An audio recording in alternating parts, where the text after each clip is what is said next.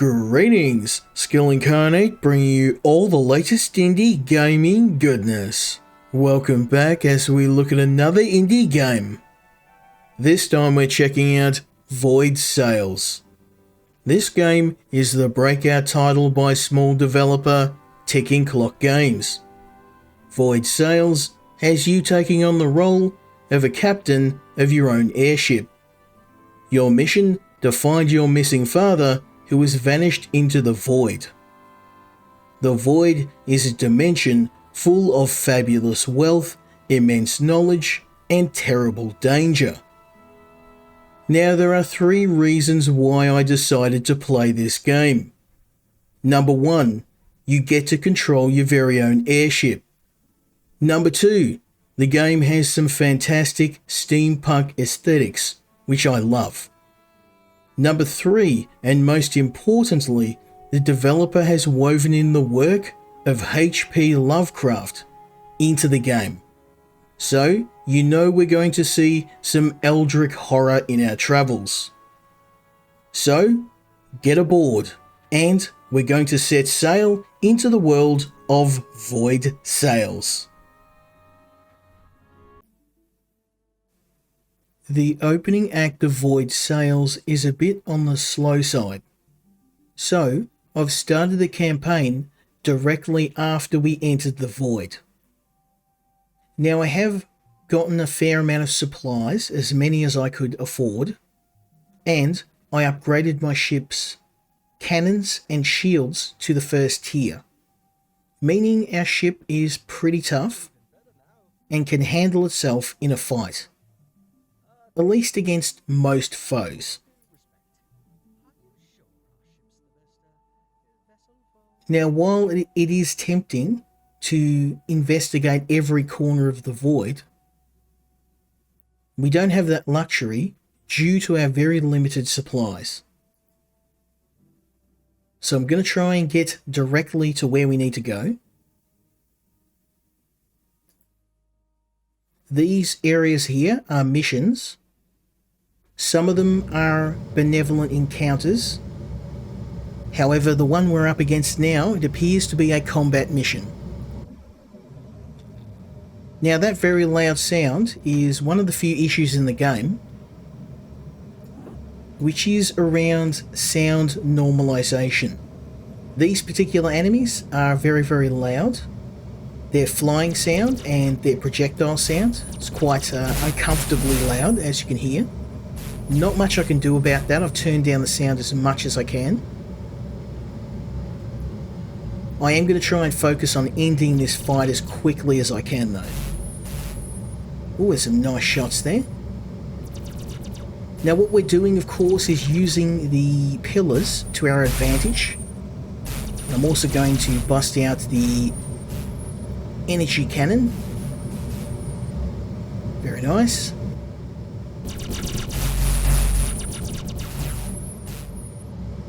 Now the energy shields work really well.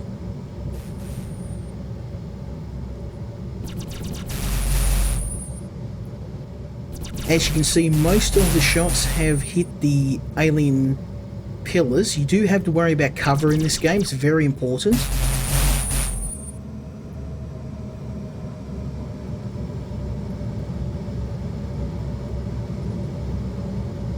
Very nice.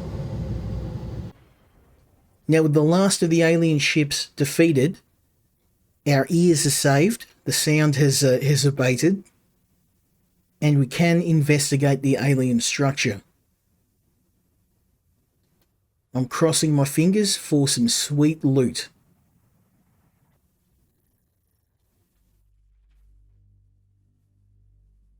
As you explore the cave network, something catches your eye.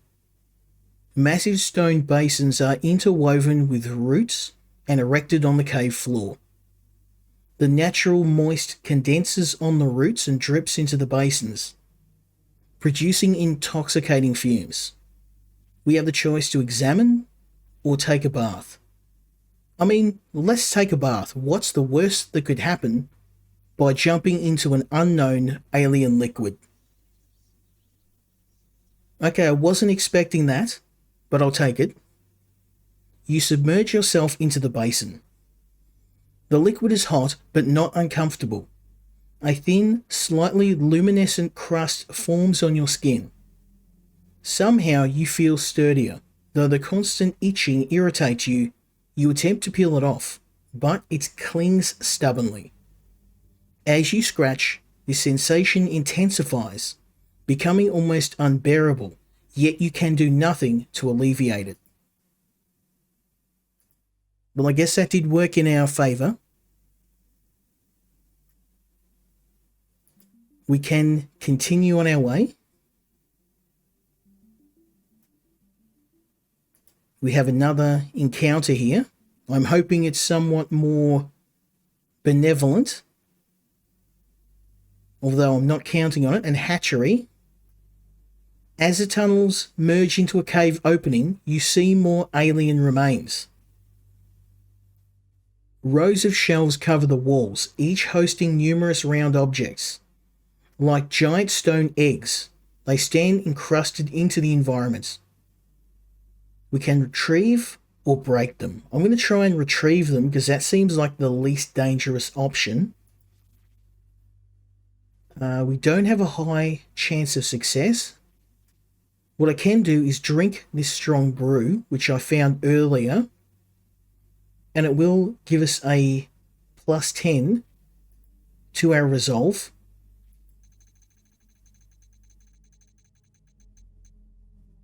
We were successful. With some efforts, you dislodge one of the rocks. Up close, it looks like more like an egg, calcified into stone by time or nature. You are unsure of how it can be useful, but you take it anyway. Not too bad, not too bad. I don't know what the whispering egg will do for us, but I'll take any advantage I can get. Now, speaking of advantages, we're coming up to the lighthouse. These structures are safe havens for us to rest and recuperate, which is exactly what I'm going to do. Let's have a rest. Surprise visitor. You go to the dorm and close your eyes, but struggle to fall asleep. After some time, a distinct noise starts to be heard from outside. A loud shrieking sound. As you leave the room to investigate, you are startled to find an unexpected guest standing next to one of the windows. Ah, the man in yellow. Now, he is actually the person who got me my captainship and my ship. Now, do I trust him completely? Of course not. But, at least for the moment, our interests seem to align. What magnificent creatures they were. He points towards one of the windows. Outside, the place has changed. Glorious temples can be seen around the lighthouse, and giant silhouettes fly between them. What are you looking at? Glimpses of the past. How it used to be in the days foregone. And look, the old ones themselves, what a sight to behold. A large statue can be seen steadily approaching the lighthouse. At this point, I would be starting to run. The old ones, creatures of tremendous willpower. But they are all gone now. They went to a better place, where they could exist in peace undisturbed by this world. Which, by the way, was the reason your father came here. Leonardo was looking for a way through, and the veil is particularly thin, almost as thin as the nebula you may have witnessed. The nebula is where we entered the void. But there's no need for concern. It shall not affect you while you stay inside the lighthouse. Speaking of lighthouses, there's something I wanted to ask of you, my dear friend. It's a delicate matter. You see, the last time with the Keeper, we didn't part on the best terms. There's one reason why I can't be here unless she is away. What happened? Just a misunderstanding, nothing more. I was worried and asked her to abandon the lighthouse and leave with me, but she took it as a personal offence. My request is not a complicated one, Captain. All I want you to do is give her a gift on my behalf the next time you see her. He puts his hand into his pocket and reveals a small jewellery box of peculiar design. She'll be expecting the gift, most likely. It's hard to surprise someone who can read into the future. But a better try rather than not, and now it's time for you to wake up. He claps his hands with a loud sound, making you blink. And as your eyes open, you see the ceiling of the guest dorm room and a nicely packed bag of supplies. Seems like the man in yellow upholds the tradition. So now we can leave. As we've rested, we've resupplied. We're not going hungry anytime soon.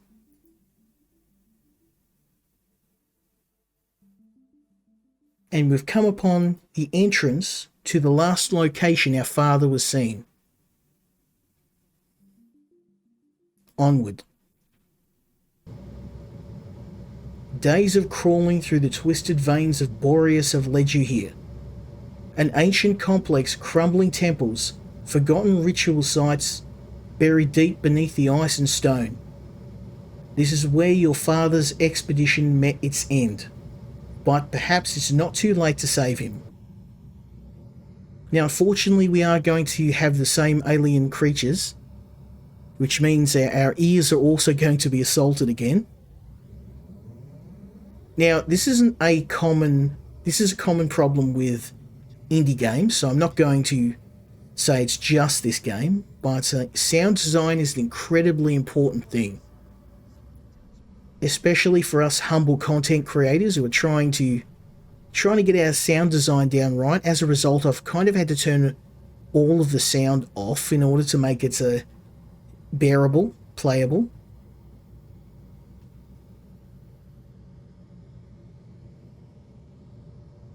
Let's head over to here.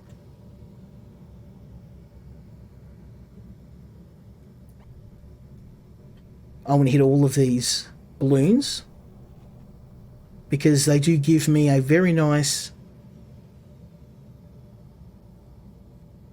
bonus to my monetary fund, which we can use to buy supplies. Suspended by several balloons, an emergency beacon hovers above the cave floor, its light piercing the darkness. It emits a series of short and long flashes, struggling to send a message through the icy cave crust above.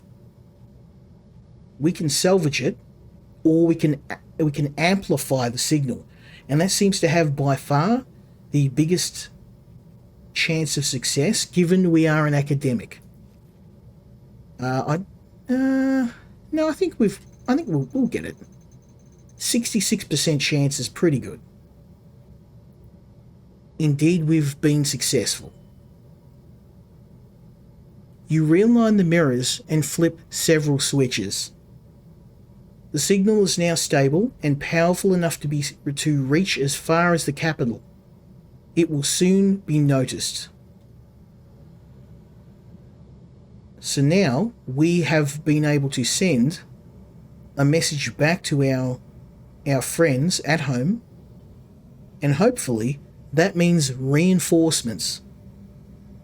Because at the moment we are just one ship amongst the cosmos.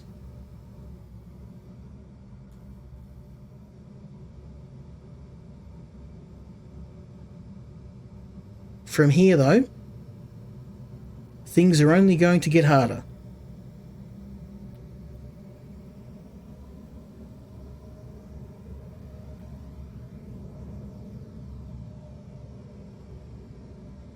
Now I can see a wall here. These walls are destructible with our trusty solar cannon.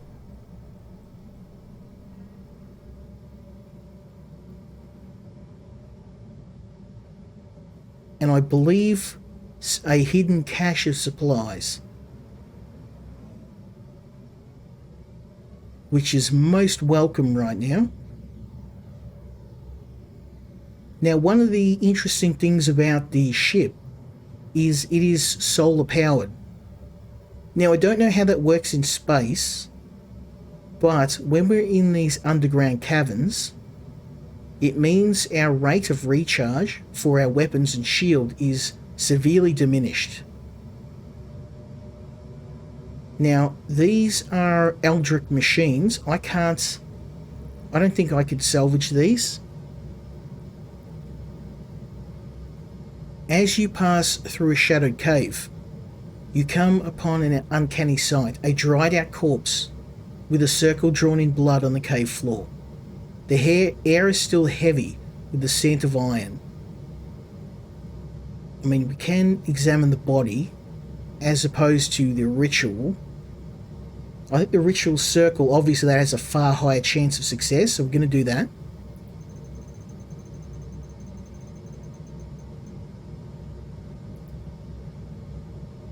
Critical success.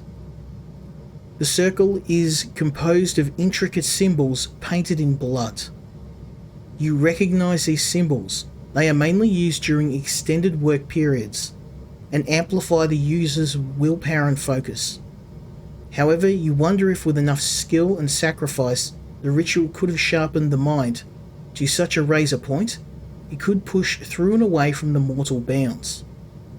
Perhaps the consciousness of the person inside the circle had fled far away before the body died of blood loss. Before you leave, you notice one thing. The corpse seems to be clutching a book, bound in old leather, titled Cornelius Ravencroft, Rituals of the Damned.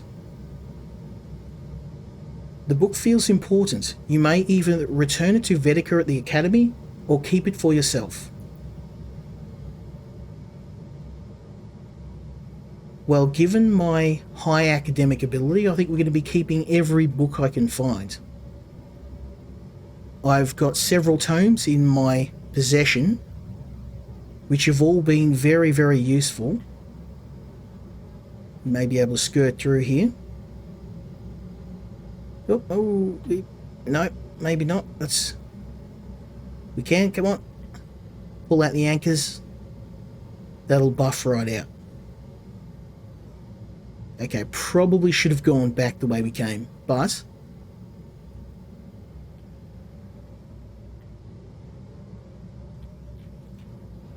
there's some enemies up ahead. I'm going to wait.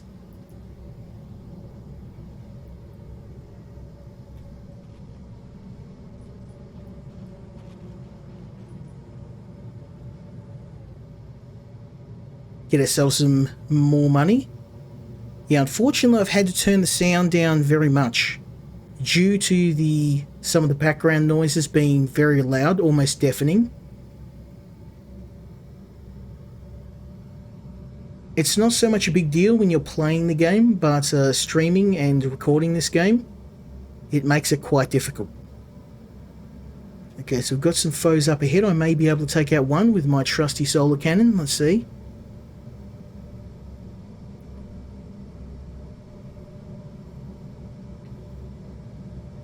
Yeah, I think he's out of range. We're just going to chill here until my solar energy reserves recharge. This is going to be quite a battle. These ships are very dangerous. These are basically their frigates, capital ships. Okay.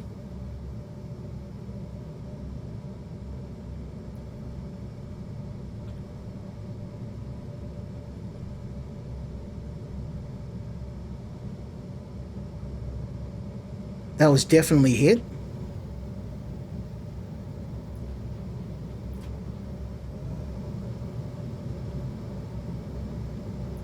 And these are drones. They're definitely just chilling in the wall. For whatever reason, I can't... No.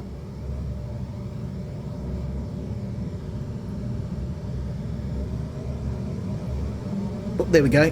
There's one down.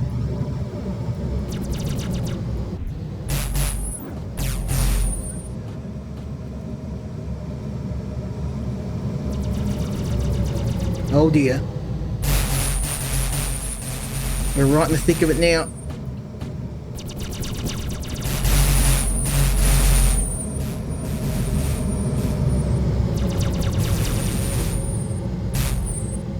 We need to get to cover. Oh, we are taking one hell of a beating. Time to put the boosters.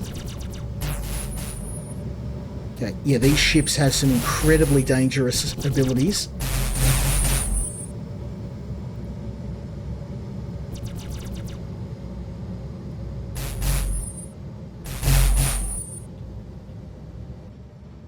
We can wail on them.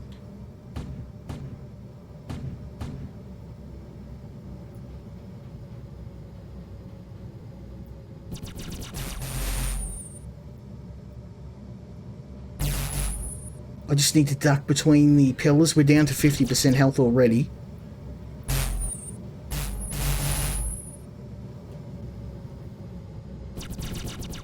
Okay, we made it to safety. Okay, all the fighters are down.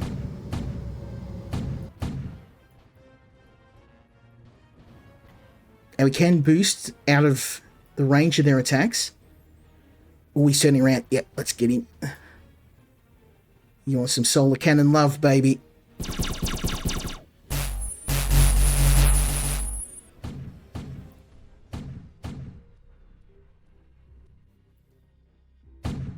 Okay, time to move.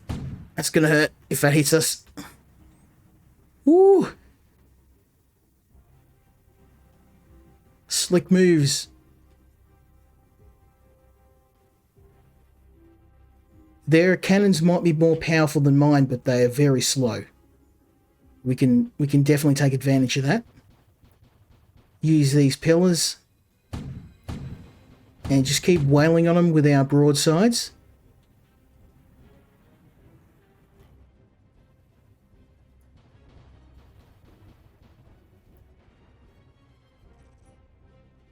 Until the inevitable. Very nice.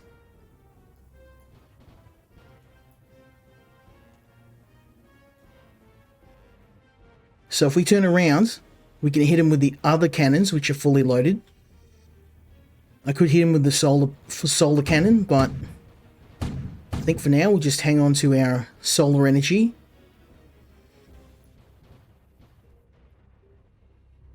Beautiful, we just took out both.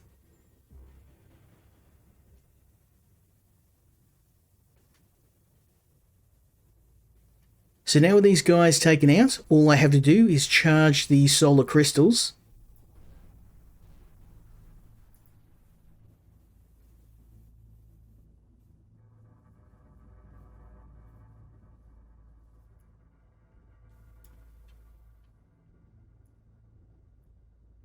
Wait for the solar cannon to recharge.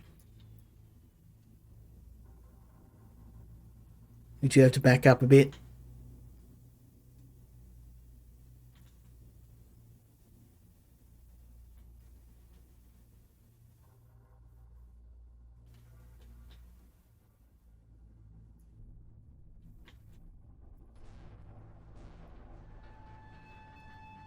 Beautiful.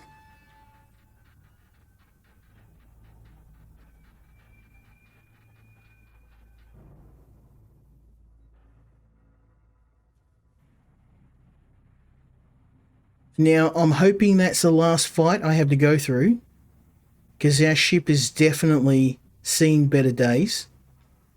However, we took out a whole wing of fighters and 2 capital ships by itself, which is not too bad. The air's thick, we're getting close.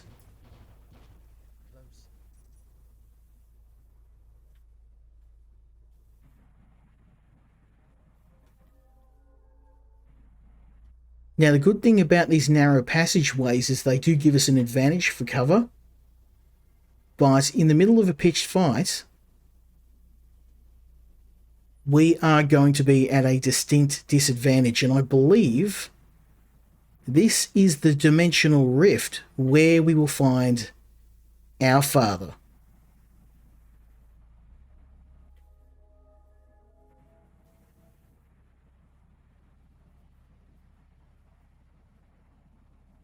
which is good because our ship is running on hopes and dreams right now.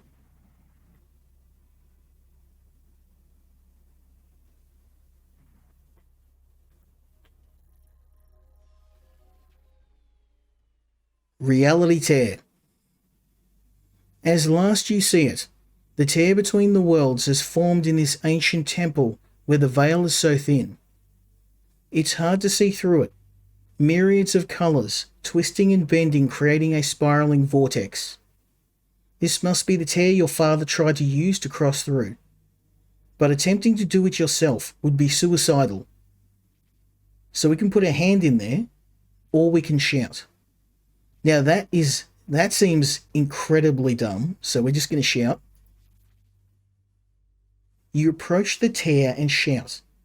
There's no response. You step closer for another try.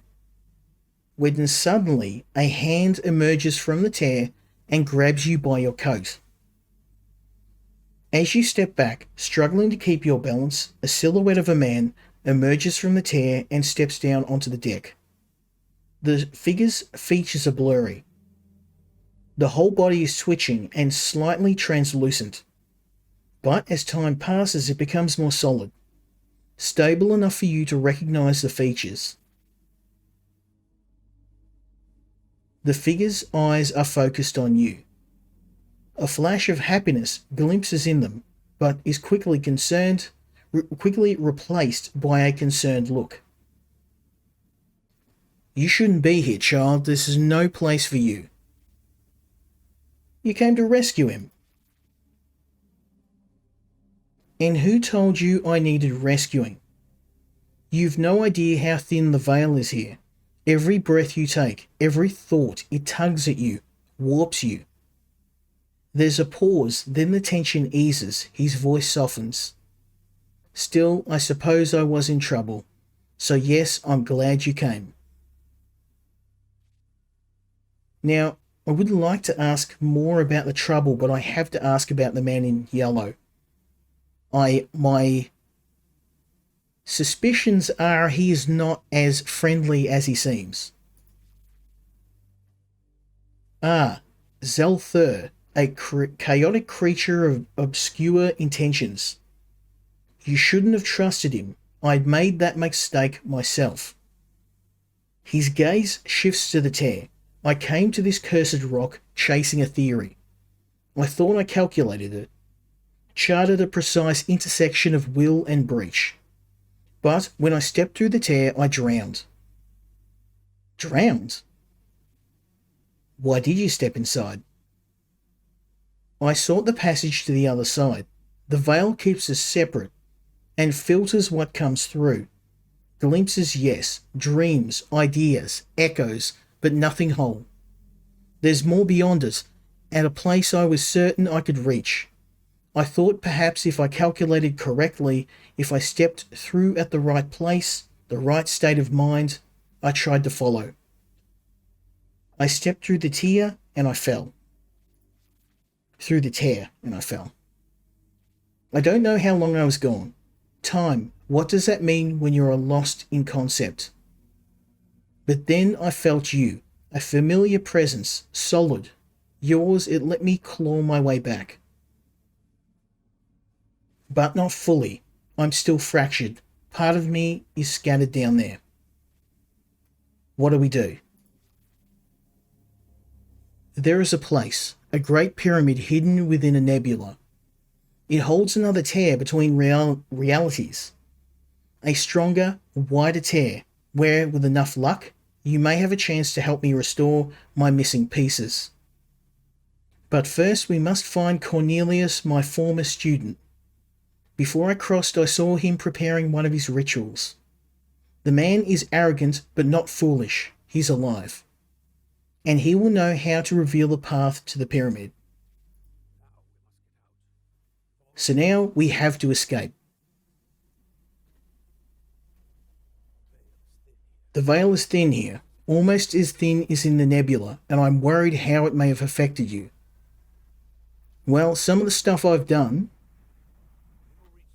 guaranteed affected. We'll reach the surface and head back to the city. Wherever Cornelius went, he must have made a stop there.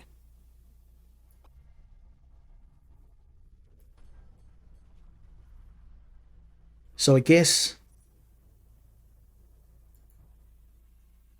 there's no other way out. We have to head back the way we came.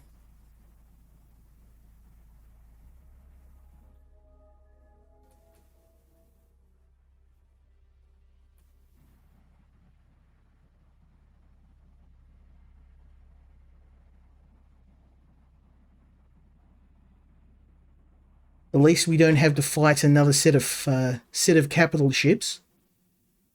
Reunion. You found him, your father, lost between realms, now free at last. But the journey has left him shattered, his mind fractured, his soul incomplete. Restoration must come later, first another pursuit. Cornelius, scholar, occultist and rival. He holds the key to your father's soul and a plan of his own. So we've made it through to rescuing our father, and while I would love to continue, it's time to end the video. If you liked what you saw, let me know. Leave me a like, leave me a subscribe and a comment. Let me know what you think about the game, and we may do a part 2. So I wanted to give a special thanks to the developer. I really enjoyed covering this game, and I think that they will do really, really well in the indie space if they keep up the quality which they had with this game. I'm looking forward to seeing what they do in the future. But we're going to leave it for now.